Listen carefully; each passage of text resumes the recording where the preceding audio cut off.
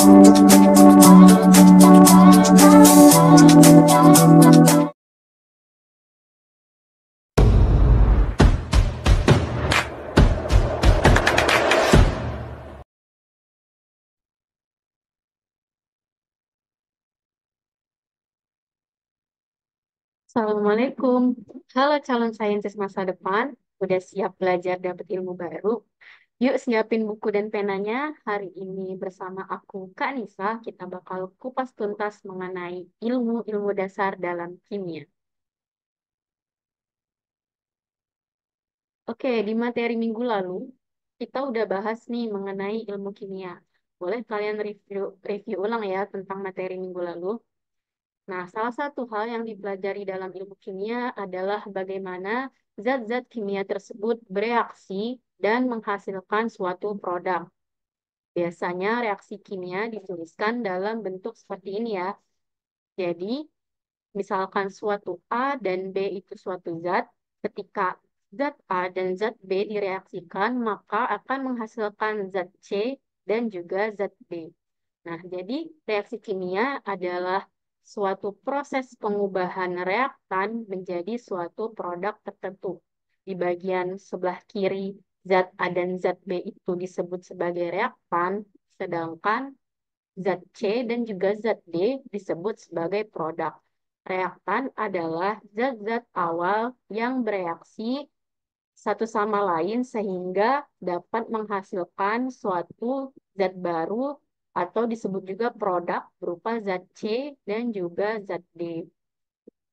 Atau dengan kata lain, reaktan merupakan zat awal sebelum terjadinya reaksi, sedangkan produk adalah zat hasil reaksi antara reaktan di awal tadi ya. Oke, terus ada nggak sih ketentuan bagaimana zat-zat tersebut bisa bereaksi? Nah, jawabannya ada ya. Terdapat hukum-hukum yang mengatur bagaimana ketentuan zat-zat kimia dapat bereaksi.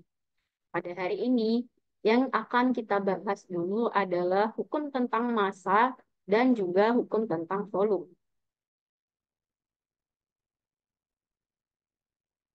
Oke, yang pertama adalah hukum kekekalan massa.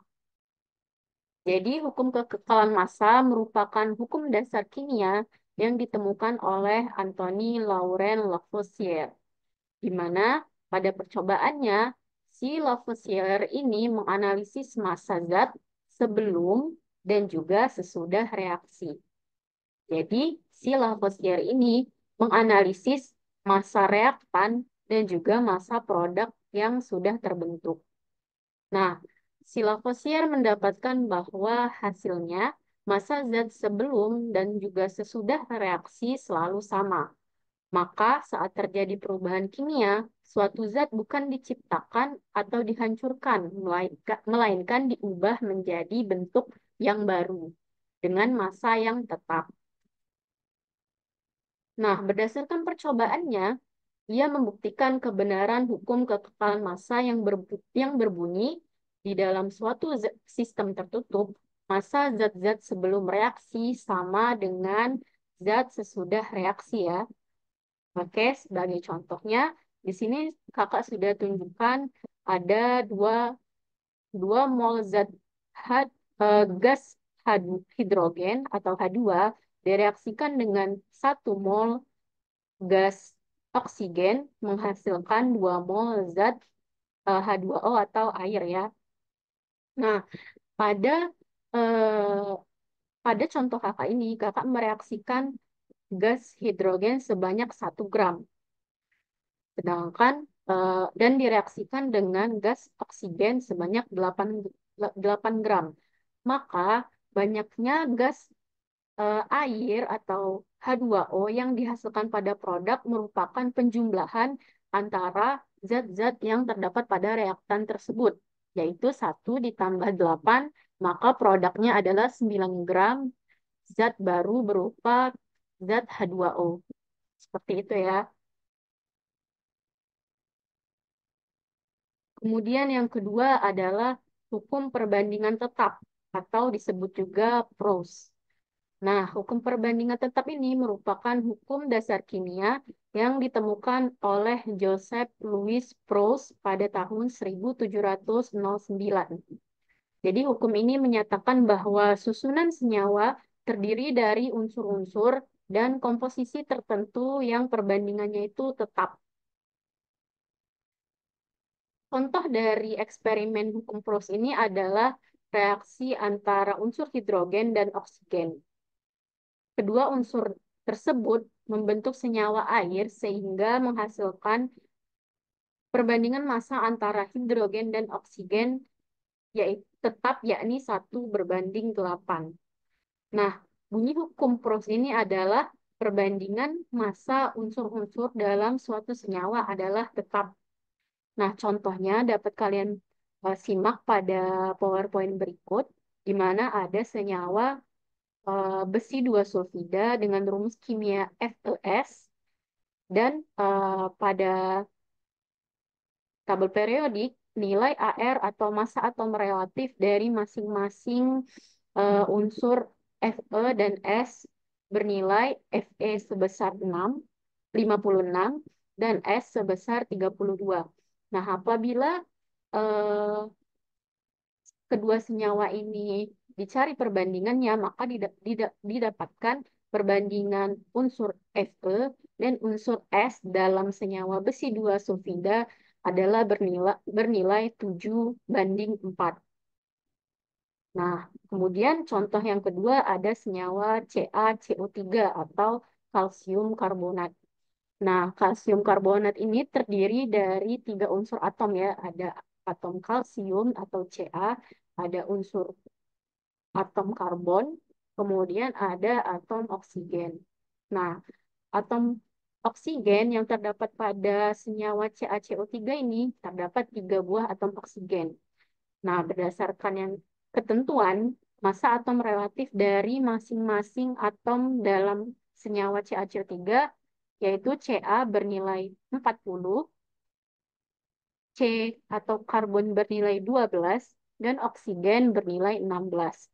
Nah, karena atom oksigen pada senyawa CaCO3 terdapat 3 buah, maka AR dari oksigen kita kali dengan 3 ya. Oke. Nah, didapatkanlah perbandingan dari AR atau massa atom relatif unsur-unsur tersebut 40:12:48. Nah, dari nilai massa eh, yang sudah didapatkan, maka kita cari perbandingan sederhananya. Didapatkanlah perbandingan antara atom-atom Ca, C, dan O pada senyawa karbon, pada senyawa kalsium karbonat atau CaCO3 bernilai 10:3:12. Nah, yang terakhir adalah hukum perbandingan volume. Hukum perbandingan volume merupakan hukum dasar kimia yang ditemukan oleh Joseph Louis Gay-Lussac. Pada tahun 1808, ia mengamati hubungan antara volume gas dalam suatu reaksi kimia ya. Hasil pengamatannya yakni pada suhu dan tekanan yang sama, volume gas oksigen bereaksi dengan 2 volume gas hidrogen akan menghasilkan 2 volume uap air. Oke. Hukum ini sendiri hanya berlaku untuk gas yang susunan molekulnya sederhana saja ya. Dengan hukum ini, volume gas di suatu reaksi dapat kita temukan apabila salah satu gas diketahui. Bunyi dari hukum Gay-Lussac ini adalah pada suhu dan tekanan yang sama, volume gas-gas yang bereaksi dan volume gas-gas hasil reaksi berbanding sebagai bilangan bulat dan sederhana. Nah, berikut ini contohnya ya. Ada gas nitrogen atau N2 dan juga gas oksigen atau O2 bereaksi menghasilkan gas NO2. Nah, pada persamaan ini dilakukan penyetaraan terlebih dahulu ya antara jumlah atom pada reaktan dan juga pada produk. Nah, pada reaktan terdapat 2 buah atom nitrogen. Sedangkan di produk hanya terdapat 1 atom nitrogen, sehingga pada sisi produk kita tambahkan koefisien 2 supaya jumlah dari nitrogen itu 2 ya di produk. Nah, karena kita sudah menambahkan koefisien 2 pada produk, maka jumlah oksigen antara reaktan dan produk berubah ya. Di produk kita dapatkan terdapat 4 oksigen, sedangkan di eh, reaktan masih terdapat 2 oksigen. Maka dari itu di reaktan kita tambahkan koefisien 2. Sehingga persamaan yang setara adalah N2 ditambah 2O2 menjadi 2NO2. Nah, koefisien dari masing-masing komponen reaksi tersebut yaitu untuk N2 itu sebesar 1, sedangkan O2 itu sebesar 2, dan NO2 itu koefisiennya 2. Nah, maka perbandingan volume dari masing-masing gas tersebut adalah bernilai sama seperti koefisiennya, yaitu 1 liter banding 2 liter untuk O2 dan 2 liter untuk NO2. Sehingga misalkan ya, kita punya 5 liter gas O2, maka nitrogen yang kita gunakan adalah 1/2-nya ya. Berarti setengah dari 5 liter gas O2 atau sebesar 2,5 liter.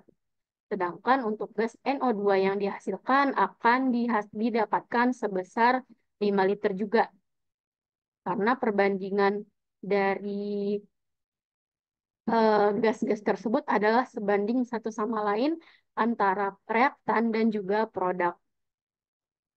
Kemudian yang kedua, ada gas 2SO2 ditambah O2 menghasilkan 2SO3, di mana reaksi ini sudah setara ya.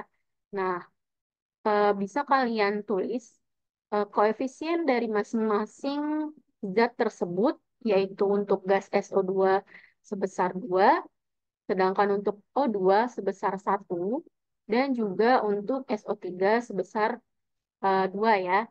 Nah, jika kita memiliki 10 liter gas SO2, maka gas oksigen yang kita gunakan adalah sebesar setengahnya ya, atau 1/2-nya dari 10, yaitu 5, dan SO3 yang dihasilkan di produk sebesar 10 liter, karena perbandingannya sama dengan gas SO2 yang kita gunakan pada reaktan.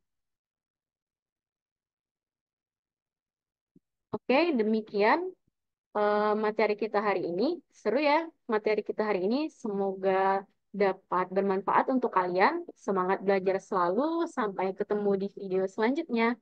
Bye-bye.